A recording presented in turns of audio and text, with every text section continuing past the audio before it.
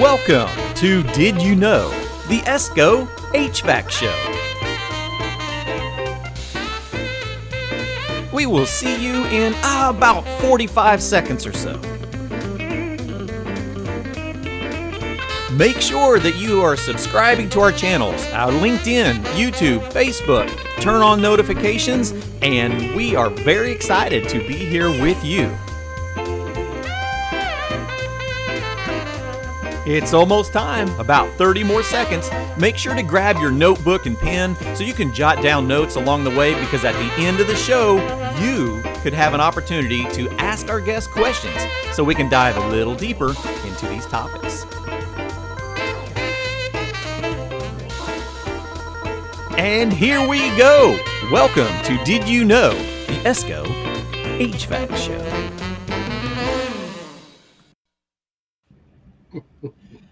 I like that.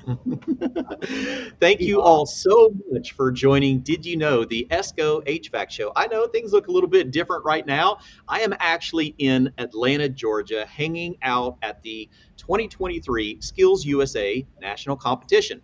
So for those of you who are not familiar with Skills USA, it is an amazing program. It focuses on high school and our vocational students, and it's a competition that is not just like HVAC, refrigeration, electrical. It is so many different skill sets, and it's an honor to be a part of this. So I'll be doing some judging while we're here. Eugene and I are downstairs. Actually, Eugene is somewhere around this area about right now. So this whole section back here is the HVAC challenge area. Variety of different partners from the industry that are participating, donating their time and their resources and supplies to educate our industry, because a lot of things are changing in all aspects of our world, right? And particularly in the way that we approach training in the industry. So one thing that I've witnessed while I'm here is all of the different ways of education that are utilizing some of our, what some would call non-traditional educational paths, right? It's not setting a book in front of you. It may be setting a book in front of you, but using digital resources. So today we're hanging out with Chris Compton. Chris, how are you? I'm good. Hi. And Todd Clare, how are you doing, man? Not too bad. So friends of the industry, partners that is working with us to help look at all of the resources we have for delivering content. Now, Chris, I would love for you to tell us a little bit, but before we dive into the reason we're all here, I want people to have a little understanding of the amount of work that it takes for virtual style education and how long you have been in that field, because things have changed a lot in the last few years that has made the ability to dive deeper into digital education. So I'd love to hear just a little bit about how that experience has been. It's been horrible. No. A learning curve. It's a learning curve for everyone. Yeah. No. I started this program 27 years ago, just a wee bit ahead of the curve. It's been an interesting ride. Fortunately, a successful ride. Yep. The concept of teaching skilled trades over the web on a learning management system took a long time to catch hold. Yeah. I can tell you that. Absolutely. But it's happened, and we are constantly in the development process because of HVAC is always doing something new. Right. Trying to stay ahead of the curve is not an easy project. And it requires a lot of people in the background to support the projects. Absolutely. And by the way, wherever you're checking in from, let us know in the chat. So keep talking about this community of HVAC. And so I've already seen people out here from Egypt. Hello out there. Thanks for joining in. So let us know where you're chiming in from. We'd love to know where you are. And if you have questions along the way about this new platform, let us know. This is a conversation for us to dive a little bit deeper into this reality of education.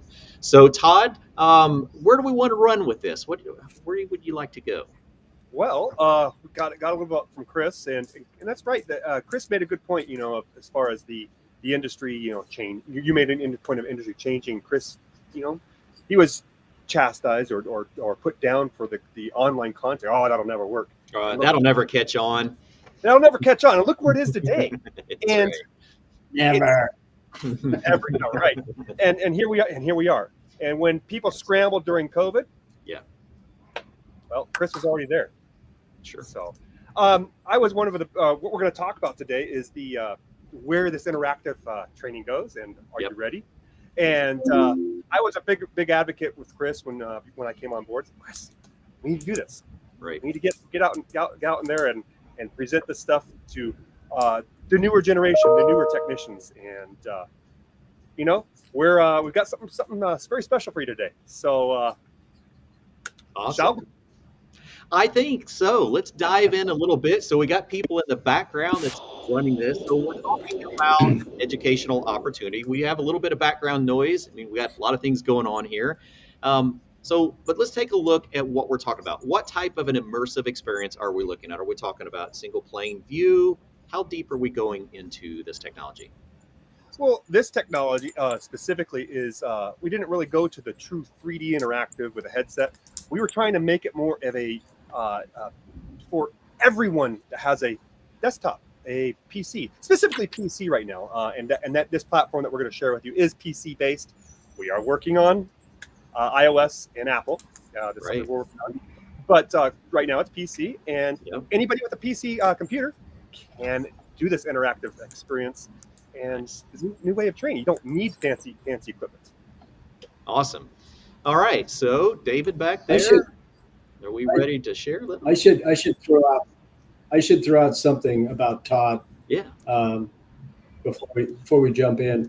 Todd just achieved his certified master HVACR educator status Through HVAC. as of Excellent. yesterday. Congratulations. CMHE. Thank you. Thank you for pointing that out. Very big accomplishment. We've been talking about this for a little while, and it's an extensive path that you've been on, and very, very proud to have you with us, Todd. It was tough. But it's not a cakewalk. I'll tell you that. Absolutely. That shows a commitment to education and being involved in the industry. Indeed. All right, so let's see where we're at here. And David, are you ready to share a prompt? Hey guys, Hey, how's it going? it's going well, thanks. All right, so let's All right. take a walkthrough of what this experience would look like for a educator, for a student, and a technician. Okay, I will be turning my camera off to make the streaming smoother, but I will Okay. be having my mic on. So. Okay, fantastic. And we'll give it just a second while the input is loading here, and then I'll get that shared for you all. All right, here we go. And I think, I'll bring us over to the side, and that way we can watch ourselves as we run through this experience. All right, so where are we starting here? So we're going to start on a module, right? So how many modules have we got put into this platform right now? We currently have. One. Sorry, go ahead. Go ahead, David. Yeah, we have the leak detection module, which Yep. is one of many that we will have. This is just the menu. This will have a login eventually, but right now this is for testing. I will walk you guys through this. But Todd, if you want to elaborate on that. Well, what we start off with when you walk or come prompted here is a tutorial. Okay, and some of the feedback we got from the beta testing was, hey, it's hard to navigate this for those of us who are 35, 40 plus. But let's talk about us. Keyboard challenged? Is that what we're saying here, Todd? Yeah, keyboard challenge Yeah. a little bit, but it's interesting. We've had some feedback from those who are Gen Z, so 30 Yes. years and younger, and they walk right into it, and they don't even need the tutorial because they grew up gaming.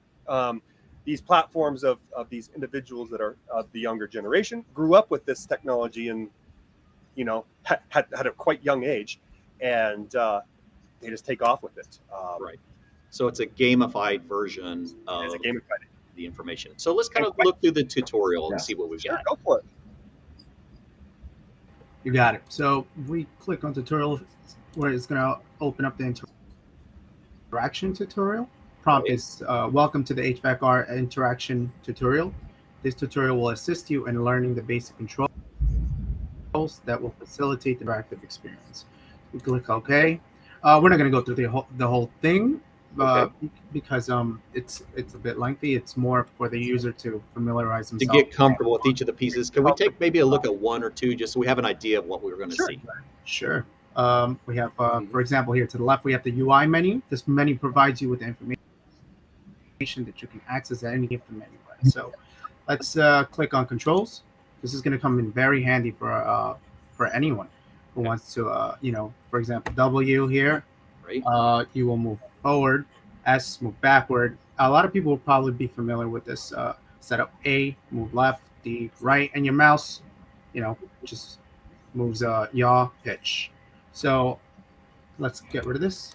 And So we'll be these are controls that are very familiar to those that are using PC games and using keyboard controls already. Correct. Yes. right. And interaction is pretty simple as well. Like we'll go over it, click on it, you open up your toolbox. Nice. Red highlight, you remove and replace panels. Green, you zoom in and zoom out of objects, of items, Okay. as well as interaction. For example, with this ladder here, it'll be highlighted green, and you can Look at that. here. You fold it back up. Whoops! If you lose your mouse at any time, as you can see on the bottom left, it says M key will toggle it and show your mouse. So click it back. All right. So it looks very forward, very easy to maneuver. Yeah, and this is just a tutorial for teaching how to use the tools and navigate. But let's really dive into the exercise itself. And this was a leak detection exercise. The reason why we chose leak detection was it was extensive build, Right. and now we have some other things that we're working on and backtracking or backpedaling with some more basic exercises. We built this simulation, and now we can go to the basic stuff. Teach you Gotcha. fundamental skills. And So one go thing ahead. I wanted to point out while we're here too is for everyone that is joining us, we got to remember too that we are playing a player through a player. So this is like just a portion of the quality of the experience. So even though this is going to look really cool, the actual version of it is even going to be more intensified than that. So just put that in your memory as we're walking along, seeing things. And Clifton speaks to itself. He was one of our beta testers, and he goes, "Wow, Absolutely. this is really high definition," and it is. And Absolutely. yes, we're streaming through a stream, so therefore it is downgraded a little bit. So it is better in real life, a real person. Right. Also, there's no sound due to the feedback. We don't want to have any feedback here. But in real, when you download this, you will have sound. You will hear the units, the AC units, the blower, the birds. We have all that good stuff going on. Right. Got all the audio effects that goes along that makes it part of an interactive experience. Right. So we start off here as our service department has dispatched you to residential service call 123 Doge Run Boulevard, Ethos Metaverse. The homeowner states that the air conditioning is not cooling on a hot summer day. The system does not blow cold air out of the supply registers, even though the indoor unit and outdoor unit are operating. So upon arrival, you have made contact with the homeowner, introduce yourself, explain that you are there to repair their HVAC system. And please attempt to diagnose and repair the system. Please determine what the issue is and what or how to repair the system. So we click OK. Sounds like a realistic call to me. I've had those before. So we're prompted to proceed to the indoor thermostat and set the system to cool below the ambient room temperature at 60 degrees to ensure that the unit does not satisfy while we perform a diagnosis. So as you can see on the left, the controls button is blinking, which kind of shows you, the basic commands, controls to move. You also find controls for the various tools you will be using. Leak detector, thermometer, psychrometer, voltmeter, they all have their respective controls. And David, that's a good point. So if you get lost or have trouble anytime in the exercise, you can pull up the controls and you can, kind of give a little cheat sheet how to use those in case you do get lost. Absolutely. Also, the one very important thing is the mouse. So the M key on your keyboard at any time, as you can see, the little hand disappears and it reappears. So if you want to interact with the UI and you hit M, and you will have this little hand, you'll interact, and then when you're ready to go back, hit M again, and you'll be back in control of your character, or a HVAC technician in this case. So we'll Okay. come in here, and we will set in certain, like for example here, the mouse is gone, but when you approach the thermostat, I'm sorry, it'll automatically show for you. So you don't need to hit M in these certain. Oh, wow. Kind of Absolutely. like a geofencing, right? Right, David? Yeah. Right, yeah. So we set this to 60, and Okay. then we set this to cool, and the system will ask us, we're prompted to retrieve our toolbox from the HVACR EDU service truck and proceed to the indoor fan coil Mhm. unit, the air handler, and verify that the indoor blower motor is operating. So while we're at the at the indoor fan coil, remove the panels to visually verify the type of metering device the unit is equipped with. So we hit OK, and we will retrieve our toolbox from our HVACR truck. Nice. Yeah, click to unload indoor toolbox. So we go ahead and we proceed to the inside to our garage. Toolbox magically appears here. Great. So here's our blower. So we remove our panels. So it's identifying the parts that we are going to be going towards. That's correct. Removal of the unit panels, which we have done, and have access to indoor coil. What is the type of metering devices? We check that. We can come Oh, here nice. and we can see visually, or we can also use our ladder here, and we can check our faceplate here. It's a TXB. So we go ahead, thermostatic expansion valve. So we hit M to choose that. And So what happens if I hit the correct? It's just going to come up, let me know that it's an incorrect selection. yes, Correct. and then you will be given a chance to choose a different. Evaluate. Okay. Right. So now with the system running, we check the blower motor amperage and compare to the blower FLA on the air handler nameplate. So please replace the blower panels in order to get an accurate FLA reading from the multimeter. Remember to choose the correct multimeter setting using the V key on your keyboard. Is the indoor blower motor operating within manufacturer specifications? I know this is a lot, and a lot of Right. people will probably say, oh man, what do I do next? So Wait a minute. Hold on now. yeah, that's where our log comes in. Click here, and it's keeping track of all the prompts. Oh, okay. So we're keeping our sequential order Correct. of what we've already found, basically. And if you get lost, go, oh, what was it? What was the prompt saying? Yeah. Oh, Hold on now. I remember it saying that, but I forgot what the command was. Let me backtrack and take a look real quick. Yeah. Okay. Very cool. So we go and grab our multimeter, and we have to first, let's get our FLA. I guess we can do this here. Our FLA would be 4.1. Let's get a better view of that. So let's replace that. Our FLA is 4.1. Oh, I like this. Yep. So we remove our panel again, and let's grab our multimeter. Uh-huh. Let's set it to amperage by hitting V. Oh, and now there's no audio, but we Right. have visual. You can see that the hand blower is on by, visual. The air is Right. moving there. So we can still get our atmosphere, even if we didn't have audio connected for some reason, but hopefully have audio, because there's a lot of interactive audio that goes along with this. And that's a Absolutely. good point, Clifton. You mentioned that because let's say you're sitting in a doctor's office, you don't want to be interrupting everybody else's, being annoying. Well, Right. you can also use a different sense, a visual sense, to see Yep. that the door was running. Yep. So Exactly. we click this green sphere. It means you can snap it to that connection. We put our ladder back, replace our panel, replace this panel, and voila, we have our reading. It's and as you can see, it says value added to data collection sheet. Right. So let's see. So Proceed we're to- going to use this as a data endpoint or a data point for something else. Correct. Yes. So Now we're let's getting somewhere. All right. proceed to outdoor unit and locate nameplate to determine the system target subcooling and the Okay. type of refrigerant. So now we see it's 3.1. Let's click on the screen here, and it puts our tablet away. But if at any time we want to recall those values, you click our data collection sheet, and it's been keeping track of everything. For example, Wait a minute.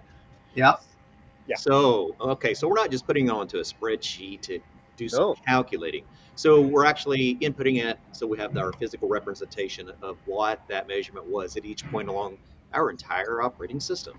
that's right. And Clifton, you make a good point. A lot of times, technicians that work for a company will have their own in-house data collection sheet to fill Exactly. out. Just numbers. And correct. Whether you use it through MeasureQuick and you do it through MeasureQuick, or they have their own in-house one that you Yeah, fill up by absolutely. Seen a lot of that. Yeah. correct. And so, as we go, we write this stuff down, Hmm.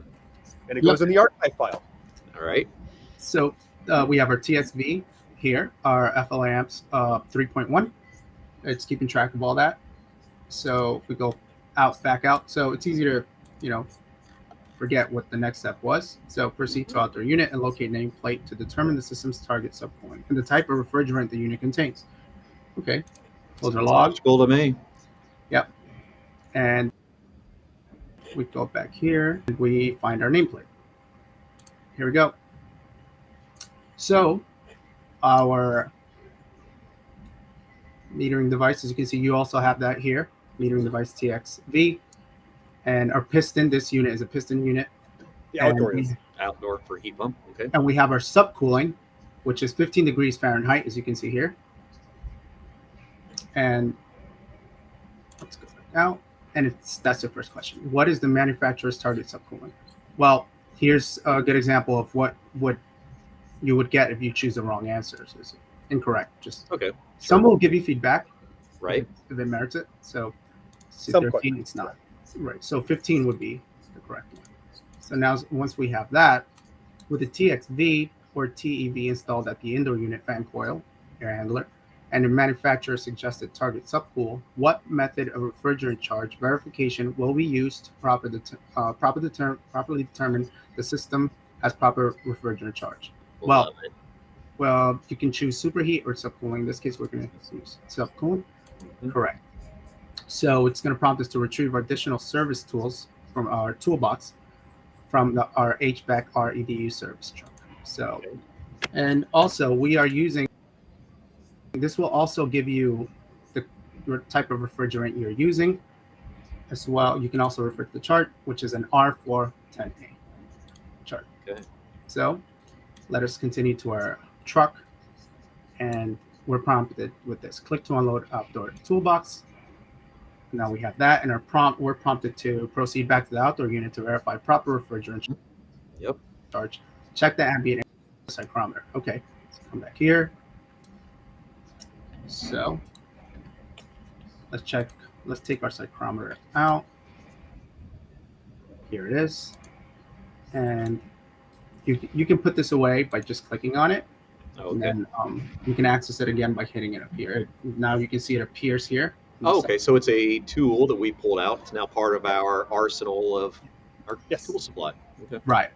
So now we get to check the condensing temperature to ensure that it is higher than the ambient air temperature. So if there is little to no temperature difference from ambient to condenser outlet, condenser over ambient COA, this is a possible adequate system refrigerant charge. Is a condenser over ambient within 10 to 30 degrees Fahrenheit? No. Higher system efficiency, the less COA should be observed during proper performance, and the lower system efficiency, a greater COA should be observed during proper performance. So we hit M, we choose our psychrometer, and as you can see, it's ambient temperature 90 degrees, and now it changes to 97. So it's getting our COA. So we put this away, and now this prompt says, check compressor amperage and compare to the compressor RLA on the nameplate. Remember to choose the correct multimeter setting using the V key on your keyboard. Is the outdoor unit operating within manufacturer's specifications? Okay, so now we have to check our nameplate for one more value. Sounds like a good task. Yeah, and that RLA is 24.40. It's compressor RLA. So with that in mind, we can grab our Move our multimeter. cover plate.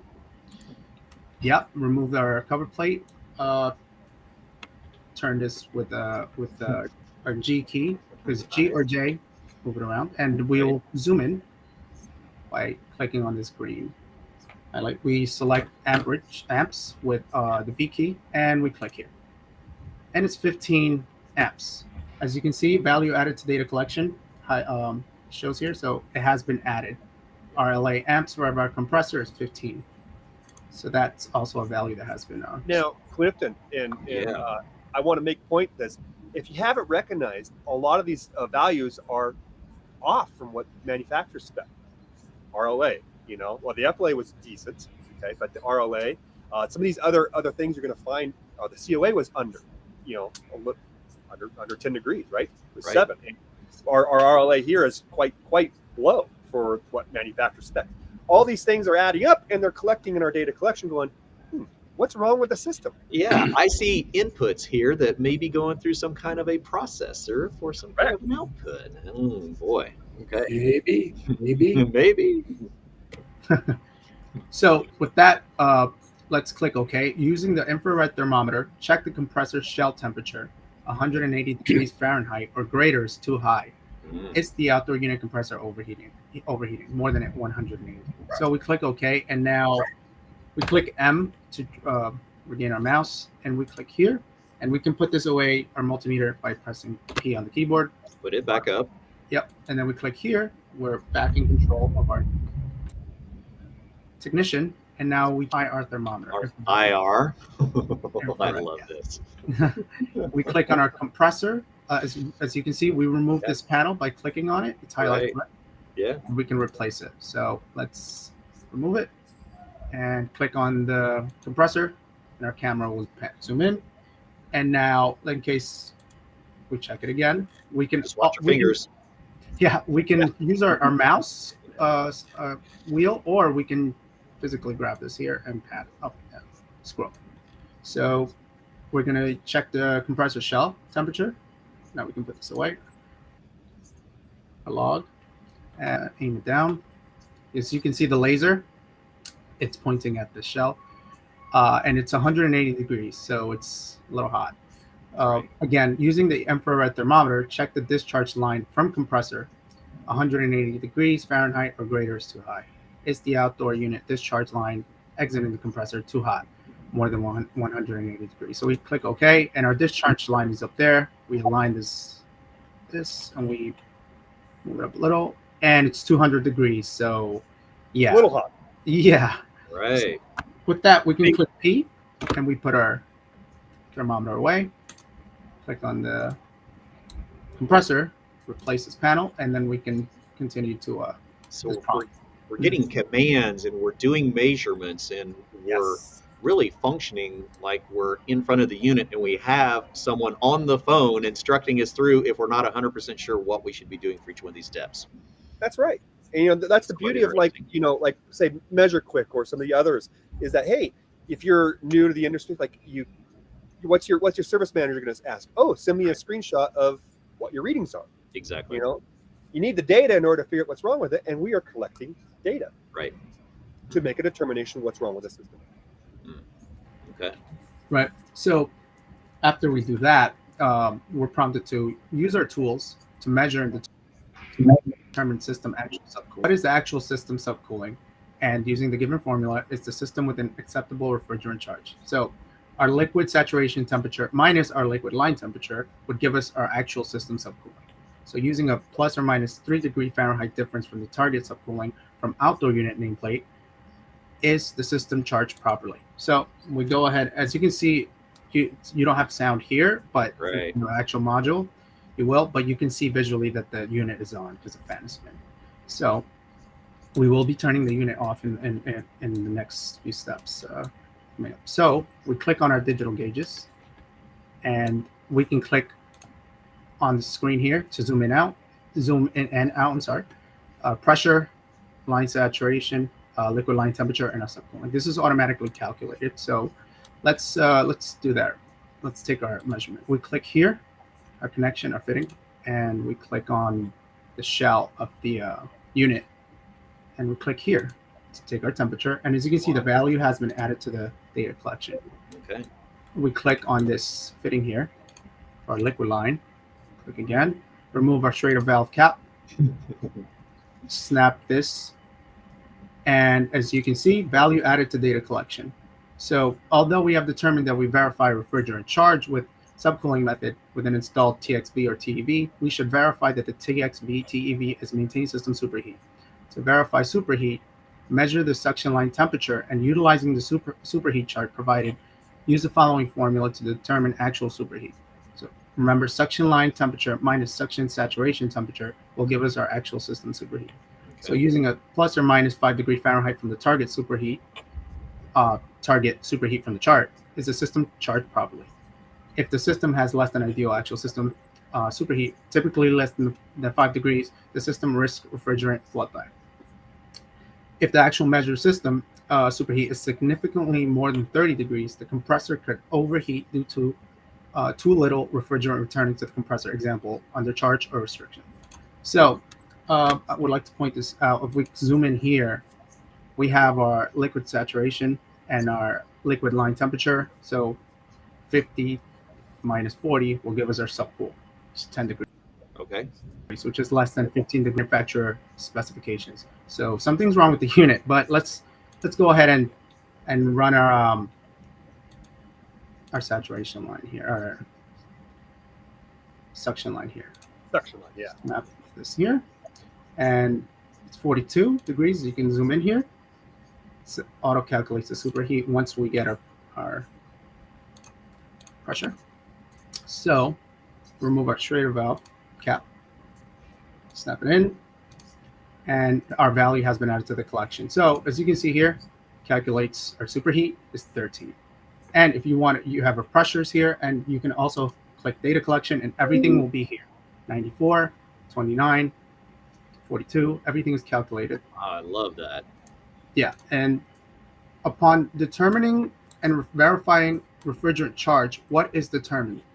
The system is properly charged, not likely. System overcharge, I think is a better answer. The system is undercharged, so that would be correct. And now we're prompted with this question is, upon a verification of the system being undercharged, what is likely the cause and what is the next step to repair the system? Now, these have some feedback, like let's click A, the system is undercharged and nothing is required. Incorrect. Well, that's feedback. The system is undercharged. The technician should add refrigerant to the system to obtain proper refrigerant charge. Okay, this might not be the ones with the feedback, but the system is undercharged due to a possible refrigerant leak. Refrigerant should be added to obtain proper refrigerant charge. Let's click that. Incorrect. And let's try this one. The system is undercharged due to a possible refrigerant leak. A proper leak inspection will be performed to verify if there is a leak in the system. And that's correct. Let's go on to the next one. So now we're up to this step is visually look and or identify any oil residue at indoor coil, outdoor coil, or any place between on, as this may indicate a possible refrigerant leak location. Visually inspect the entire refrigerant circuit, looking for any other possible issues like ice or any other visual indications. So you've embedded a lot of really good tips along the way. So not just procedures, but diagnostic tips and opportunities. And that's right. And it's like these are things you should be looking for when you're doing this diagnostic. Yeah. So we want the student, we want the learner to, hey, yeah, we know it's a leak detection exercise. Obviously, we're going to find out that it's got a leak, but these are the steps and procedures you should be doing. Hey, what's wrong with the system? Why is it undercharged? Why do I have a low RLA? Yeah, running low downs. Yeah, we're not just adjusting charge; we're actually going and diving in and starting the process. Yeah, especially with the way we're all 608, we need to fix these charts. Exactly right. These leaks. Proper procedure right here. Yep. So now that we have that, we're going to proceed to the next step. But let's clean up a little here, so we have organized working space here. Yeah. So proceed to the toolbox and retrieve your electronic refrigerant leak detector and soap bubble solution. Okay, so we'll head to that. But let's finish up our cleanup really quickly here, and we replace our straight up valve caps by clicking on them, place and replace. Okay, now we have a clean working space. So with this done, determine or verify if there is a system refrigerant leak by using the electronic leak detector at either the indoor unit, outdoor unit, or any other place between the indoor unit and outdoor unit. Example, refrigerant line set. If oil residue was found, this is likely the location of the leak. However, it is wise to check any other locations regardless if it's visually present or not. If no oil film found, shut down the system and use the electronic leak detector to locate the general proximity of the leak. Zero out and calibrate the leak detector and its sensitivity. This leak detector automatically adjusts the sensitivity. So I will look around and you see if I find anything in the system. Nice. So we'll go inside. And while you're doing that, I had one comment that came through. So Jamie was asking about the URL. Jamie, it's probably because it popped up on the Facebook feed. It might not have been on your YouTube feed. So we have multiple channels going on right now. So I'm going to put that in here at the bottom. Yeah. So if you want to copy that down. We're also going to provide you, Jamie, with a URL, or not a URL, but a QR code too. And while David's looking, around the house for these leaks, we're also going to, have some giveaways and. Ooh, all right. We'll talk more about that. So stay tuned. Absolutely. So here's the landing page for that. So if you want to take your phone and grab a picture of it, or if you're on your PC, you could screenshot, come back and grab that later. And that will get you over to the landing page for this interactive opportunity. Awesome. So I didn't find any residue or oil in any of our pipes, but that doesn't mean there is no leak. So we have to look. So zero out or calibrate the leak detector and its sensitivity. This leak detector automatically adjusts the sensitivity, and we will sniff the lower portions of the condensing unit, sniff the lower portions of the indoor evaporator unit, and sniff all accessible copper line locations. Okay. Sounds good to me. For all intents and purposes, David, let's work on the outdoor unit. Sure. That's where it's going to be. Yep. So we grab our lead, click on it, and you will it'll calibrate automatically. It's finished calibrating, and the controls for this are very similar to the movements. The only thing that changes is Q will be down, E will be lower rates. So, and if you still need more direction, you can always come here. Here it is, and you have all the movements. So you can tilt and pan and maneuver. And tilt too. Yes. Yep. Look at that. So very lifelike. Yep. And you need to refine search for approximate leak location. So you have a visual here. The lights are it might be hard to see, but the lights are it's blinking here. And okay. When we get close, there's no audio here, but in the actual module you'll hear blinking. So as you can see here, I can see the lights, and this is somewhere at the service valves is where we're looking at. Yep. No, nothing here, and here starts blinking. So that might be a possible location. So we press P on our keyboard, and it brings us back. Okay. It beeped at that location. So upon locating the approximate leak locations with the electronic leak detector, utilize the soap bubble solution to pinpoint the leak location. Okay. Absolutely. So we hit M on our keyboard to regain our mouse, and here's our spray bottle. And here we go. As the controls for the multimeter. Right. Yep. Except that the space bar allows you to spray the solution. Spray this. So once you get comfortable with any of the maneuverability, it's going to duplicate into any of the other tools. Yeah. Right. Yep. And there's also bounds to this. So if you try to go up or out of bounds of this, you're confined. So for those explorers out there that want to, can't go to the neighbor's house and hang out. Yeah, it'll be a little different. We were dispatched to the neighbor's house. So we go here and we can spray it a few times, see if we get anything here. If we don't get anything, and there it is. Soap bubbles. Oh, look at that! And again, for those of you on this view, it's actually better, more realistic. Oh yeah. We're not even probably coming through on maybe 720 right now, and then our frame rate's going to be very slow. So very significant difference. And I have a video that we can play towards the end if we have enough time that can go back and show a little bit higher definition version of this. Maybe we can do that later. Yeah. So I shut the unit down because you want to measure for leaks with the leak detector while the unit is off. So as you can see, we don't want the turbulent there. Yeah. So as you can see, the unit is off. So does the soap bubble solution bubble and help locate or pinpoint the refrigerant leak. If we click no, it'll just ask us to keep searching. But yes, Absolutely. we found. And so proceed to the next step. Now we're going to be asked run through a few questions. Upon locating any, please answer the following questions to determine the solution to the service call and repair. Okay. What likely caused the system to be undercharged? Here's where the feedback comes in.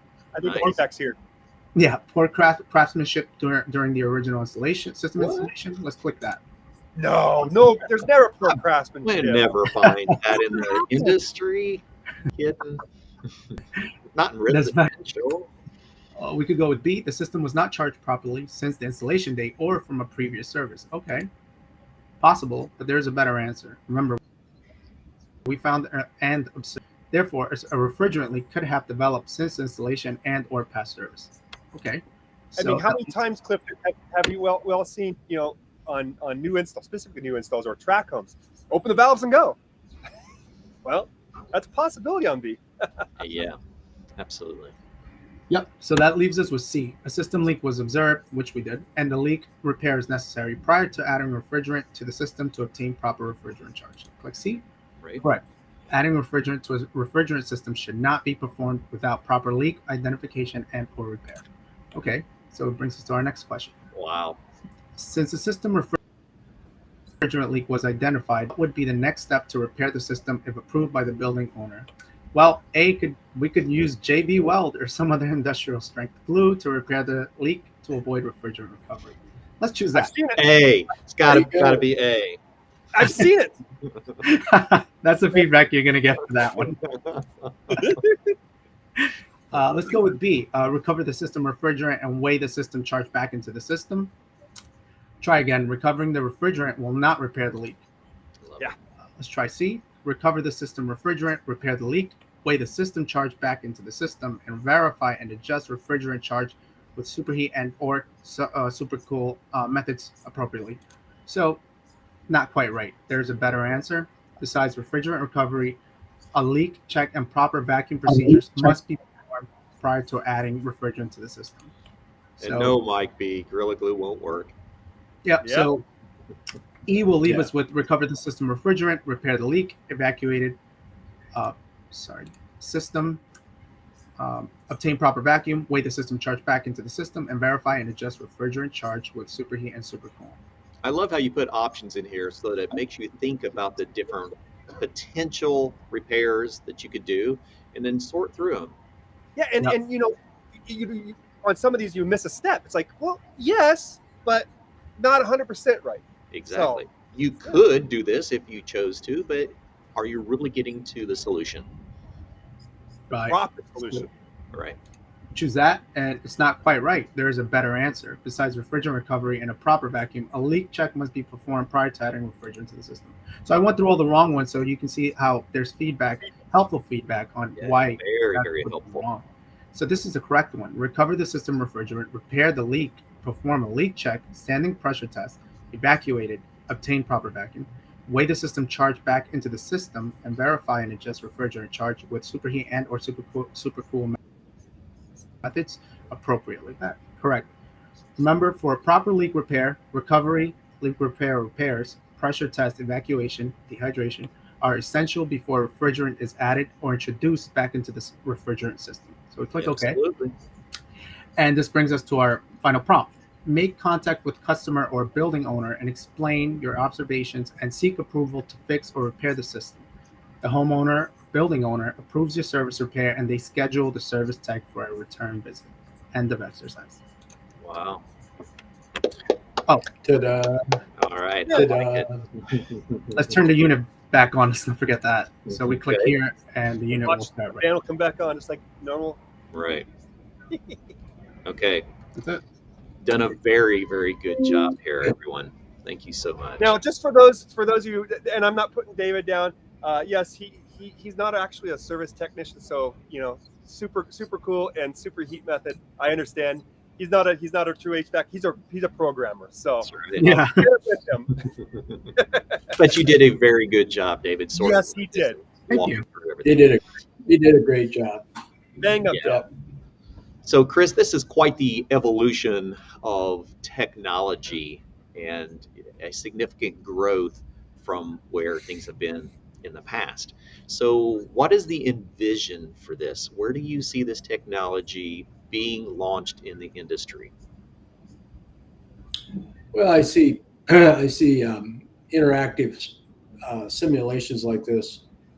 I see them very handy to establish a sequence of operation, just like we did with this leak check. Um, it's not the actual hands-on issue, but it gets people into the sequence. Step one, step two, step three, etc.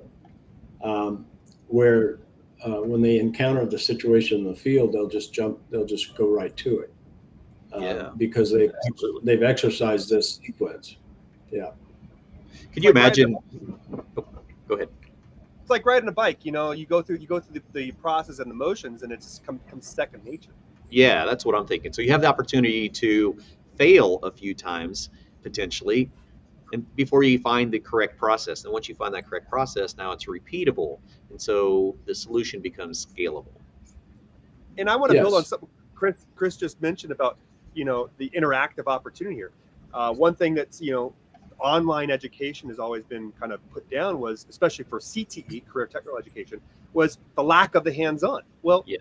this is bridging that gap. Yes, it's not true hands-on, but it's that next leap forward to tie that knot. It's worth doing. Otherwise, you could have a tech go out and screw up 5 or 10 customers' systems and finally get it right. This way, they can get it right without costing anybody money. Yeah, exactly. Or have the manufacturers, on the other hand, warranted parts that aren't really warranted. They don't need it. They didn't need to be warranted. Right. Absolutely. Mm-hmm. Okay. Well, so here's an opportunity for any questions from the audience. We have a lot of people hanging on. So there's a lot of people interested in what we're discussing. So let's take a minute. Sometimes it takes a tad bit for people to enter messages in on the social media networks and then bring into our studio. So I'll give it just a second. Let's talk about what kind of special hardware and software would be needed to run this very elaborate program. There's not much needed except for your basic PC. If it's it's pretty a couple of years old, it's going to be very capable of running this. You don't need fancy hardware. You don't need a gaming computer. You don't need a VR headset. You got your keyboard, your mouse, and its computer's a couple years old. It's going to work just fine. Now, if you had something that was 10, 20 years old, well, that might be a different story. Yeah, absolutely. And for everyone out there, this is just like a step. So we're doing our live version. I'll go back and clean this up and have it available on YouTube, and HVACR EDU will have their own native version of it as well. So there'll be plenty of opportunities to come back and go through this walkthrough. But remember, don't forget about your link to get you over to the landing page so you can start your own venture in this process. And I want to Yeah, go ahead. And I want to talk about, Clifton, is if you click on this, if you go to that landing page, there is a Clifton. Can you go to the landing page for us? There is a opportunity for. I'd love to have Chris Benedict, if he's here, come chime in on the BioFi, the Bitcoin. We're going to select several individuals. I think it was 5 individuals. If you download this and utilize this, you'll be entered in a drawing for a how much BioFi, Chris? Hey Todd, thanks for bringing me in. We're going to select randomly 5 people to win $100 in our BioFi token. So all you need to do is download the leak detection module, and you're eligible for that. That's right. As well as some discounts for in HVACR store as well. Absolutely. And, not to undersell that. With 10% off of classes, right, Todd? That is a great deal. Yes, absolutely. Yeah. And I did want to tie in BioFi with us, and they were the ones that help us integrate this. Nice. Yeah, fantastic job. David is a member of the BioFi team. So David is. BioFi Interactive is part of our company, Finovant, and it is our interactive and metaverse, if you will, but our interactive end of the business, where we bring this technology to education efforts. And we have had, Clifton, if I could just say, we've had just a great time working with Chris, Todd, and the entire team at HVACR. They are true professionals, and their focus is on bringing great customer service to the people who take their classes. So it's been a pleasure to work with them, focused on delivering great education and servicing whatever their students need. That's why we're here. Industry partners that are putting effort into educating an industry in a variety of different formats. So it takes a village to raise this entire community. And so it's something that we all have our pieces and our parts to do. And this is just an additional layer of education and the delivery of education that is vital for especially our younger generation of learners. That's right. Absolutely. And I think I need to have David come up to my house. We don't live that far apart from each other, and check my unit out. It's a little bit warm. So I think now, instead of just a developer, I think he's got another job ahead of him. And you make mention, of taking a village and partnership in the industry. And let's not forget that HVACR and ESCO and HVAC's Excellence have a great partnership as well. Oh, absolutely. I mean, when we had this opportunity to talk about training, it's like, let's bring it on. We've been doing lots of things together over the years. This is one more opportunity to just expand the offerings to our students, to our educators, to our contractors. So I encourage everybody to take a look at that, download it, enter to select for the Bitcoin, the BioFi Bitcoin, as well as the discount code for anything in our store as well. Take a look at it. Let us know. We want. Go ahead, Chris. We want people playing. We want people playing with that interaction. Yes. Interactivity. They have a 2-week play time with it. If you go to the site and download it, have at it. Very interested in feedback as well. Yeah, please do. On that point, and it mentions it in the landing page. It's a 2-week trial. So as soon as you download it, an intro clock comes on, so it's free for 2 weeks. You can play with it, use it how you like. Okay. I know, Todd, you were asking if I could bring and show the landing page for that. So yes. I have already kicked out my Outlook, so I can't grab any codes from that. But David, you're still here. If there's any chance of you grabbing that on a second monitor and bringing up where that landing page is, we can re-show that just as easy. Yeah, if you have that availability, David, that'd be great. Yeah, let me get on that right now. Okay. And as David's bringing that up, the Finovant team and us, we released a press release as well. I believe the press release is in the landing page, if I recall right. So we were on Yahoo Finance as well. Correct, Chris? That's correct. It's been picked up by almost 600 outlets at this point. So it's really getting good reception and picked up around the world. Across the globe, yes. Yeah. Not just stateside. Right, absolutely. Oh yeah, you think about the ways that you can educate a world with digital education and from afar. I mean, we've been doing that. We've taught technicians at many embassies around the world. We have scholarship programs that people take advantage of. I think. One of my favorite stories is Mike Burns, who actually pushed me into this situation. Mike Burns was one of our students, a very voracious student, who was serving at McMurdo Station in Antarctica about 10, 12 years ago. Oh, wow. And he started taking our program, and he just took one class after another while he was in Antarctica, which I thought was amazing. Here we are. And a good we point have somebody with that, in Antarctica. And a good point with that. Across the globe. I mean, I'm in Germany right now, but across the globe, it's interactive, being able to do it anywhere, and the convenience. I mean, we're bridging that gap from not just the content and the course delivery, but the hands-on. Chris likes to call it the mouse on. It's not quite hands-on. It's mouse on. It's mouse on. It's mouse not on. I love that. Yeah, Me, your what- hand is on a yeah, mouse is on a PC. Was David ever David able to find that landing page? Because I don't have a dual monitor, so I can't bring it up. But looks like Karina or HVACR EDU.net put it in the chat. So feel free to click on that. Take it to the landing page again. But all the details are there. Awesome. All right. Fantastic content, everyone. We thank you so much for this. Did we Wait, have any comments? do I? Has any Q&A come in, Clifton?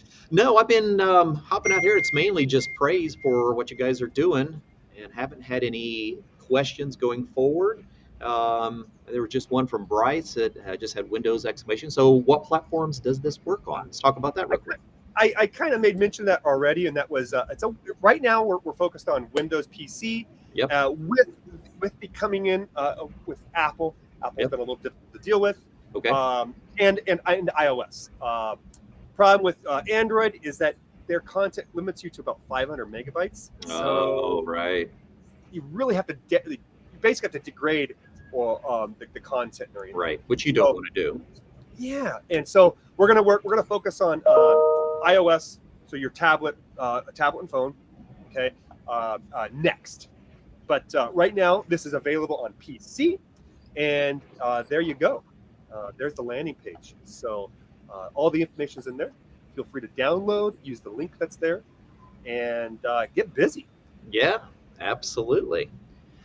All right. Well, we are doing perfect on timing. So, Chris, Todd, you guys have anything you'd like to cover before we hop out of here? I'm good, but I think a chat just came in. I can't really read it from where I'm at. So, asking, all right. So, how many courses are we talking in the future? Chris? A bunch, I could imagine. just a bunch. Yeah. Working on it. We want to cover. We want to cover the basic service tasks Yeah. First. going forward. But then, the sky's the limit for what you can do. It actually makes me think back a little bit. Your original concept, wasn't it part of like a town or a village? That's right. Yes. Yeah, that's an ugly story. About 10, 12 years ago, we built a village. We built different houses with different types of systems. We had a grocery store. We had a van with all the tools and stuff in it. Right. Boy. And it operated the same way as, with the same controls as this. It was beautiful. And then at the time, it's been 10, 12 years ago, you needed a player. Right, exactly. I should have asked about that. I should have asked about that first. Right. Because at the end of the day, nobody would sell me a player. So that was a crash. And those players were several $1 million, right, Chris? Right. Yes, they were. Yep. Sort of shut me down. And the now home PCs were probably not ready either. Yeah, and a home PC, you have a player today, Exactly. and it's a couple $100. Yeah. Yeah. Look at the way technology has grown. And Oh. I see a chat came in from Mike B. Yes, that's our plan. That's our goal, is truck ready. Get that technician, get them trained and ready to get in that truck and let them loose. Get them comfortable. Absolutely. And not make mistakes. Yeah. We all make mistakes. Let's limit them. I would much rather Not have too the many opportunity to find them digitally before you do them physically. Bingo. Yeah. Well, that sounds like a They're good a lot slogan. cheaper. They're a little cheaper. That's right. All right. Well, we are. And one of the benefits is they can always go take it again. Yeah. They can take the course and go review anytime if they get a little rusty. Exactly. Nothing like That's getting right. treasures. That's right. All right, we are right on the 1 hour mark. I really Bingo. appreciate time hanging out today, everyone, and I could see some future follow-up shows down the road. Have a feeling this is a long, fun partnership. We already have had a long partnership with us. It really has, and it's just a continuation of True. good things. Indeed. All right. Well, we thank Yes, you sir. all for joining us. We look forward to seeing you next week on Did You Know, the ESCO HVAC show. And you want to see us all together? I imagine you'll probably find us all hanging out at the 2024 National HVACR Education Conference. That's right. All right, everyone. Probably. I bet we will. Thanks, All right. everyone. I want to say thank you, everybody, and thank you, Clifton, for having us. Love to be here and hang out Yeah, with you thank all. you. All right. Thank you, guys. Thanks, All right. everyone. Great to be part of the team. Thanks. See ya. Bye. Bye-bye.